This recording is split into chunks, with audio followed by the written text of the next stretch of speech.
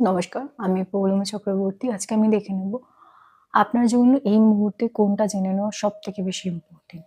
আপনার জন্য এই মুহূর্তে কোনটা জেনে নেওয়া সবথেকে বেশি ইম্পোর্টেন্ট, দেখে নেওয়া যাক। আমি দেখছি এই মুহূর্তে আপনার জন্য সবথেকে বেশি ইম্পোর্টেন্ট হচ্ছে ইমোশনাল না হওয়া। আপনি যদি কারোর সাথে সম্পর্কে জড়িত থাকেন এবং সেই কারণে যদি কোনো রকম সমস্যা হয়ে থাকে, ইমোশনাল হবেন না। যদি কোনো ডিসিশন নিচ্ছেন, কোনো সিদ্ধান্ত নিচ্ছেন, ইমোশনাল হবেন না। যদি ইমোশনাল হন তাহলেই কিন্তু বড় বিপদ অপেক্ষা করছে আপনার জন্য। হয়তো ইমোশনাল হয়ে এমন কোনো সিদ্ধান্ত নেবেন যেটা পরবর্তীকালে আপনাকে ভুক্তভোগী করবে। আর কি এই মুহূর্তে আপনার জেনে নেওয়া দরকার।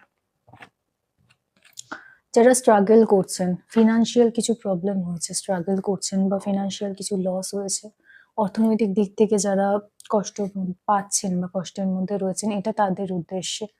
আপনারা কি করবেন? আপনারা একটু ধৈর্য ধরুন। যাদের এতটাই সমস্যা যে অর্থনৈতিক দিক থেকে নানান ধরনের বিপদের মধ্যে পড়েছেন বা লসের মধ্যে রয়েছেন, তাদের উদ্দেশ্যে বলছি আপনারা একটু ধৈর্য ধরুন। আপনাদের কিন্তু অর্থনৈতিক অবস্থার উন্নতি হবে, উন্নতি হতে বাধ্য।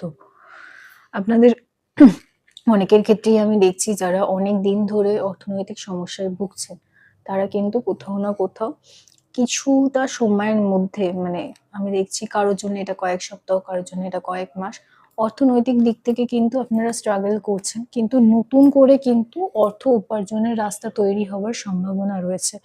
অর্থাৎ আপনি নতুন করে অর্থ উপার্জন করতে পারবেন ও নতুন করে নিজের জীবনে দাঁড়াতে পারবেন। অর্থনৈতিক উন্নতি কোথা থেকে হবে? অর্থনৈতিক উন্নতি হবে সেখান থেকে যেখানে নতুন অর্থ আসার বা অর্থ উপার্জনের রাস্তা খুলে যাবে। অর্থাৎ অর্থ ইনকামের নতুন রাস্তা কিন্তু কোথাও না কোথাও থেকে আপনার কাছে আসবে বা আপনার পরিবারের লোকের কাছে আসবে, এবং তাতে কিন্তু অর্থনৈতিক দিক থেকে আপনি কিছুটা শান্তি পাবেন, অর্থনৈতিক দিক থেকে কিছুটা আপনার উন্নতি হবে।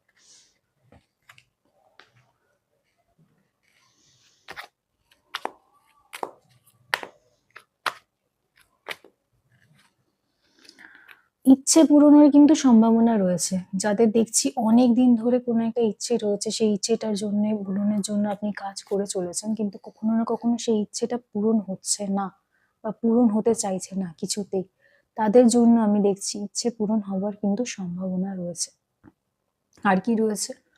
আর কোথাও না কোথাও আপনার এবং সেই মানুষটি, যেই মানুষটির কথাবার্তা আপনি ভাবছেন, সেই মানুষটি দুজনের মধ্যে, মানে আপনার যে চিন্তা ভাবনা রয়েছে বা আপনার যে ইচ্ছে পূরণের ব্যাপার রয়েছে, সেটা যদি অন্য কোনো মানুষের উপর নির্ভরশীল হয় বা কোনো মানুষের সাথে কোনো সম্পর্ক জনিত হয়, সেটা কিন্তু পূরণ হওয়ার সম্পূর্ণ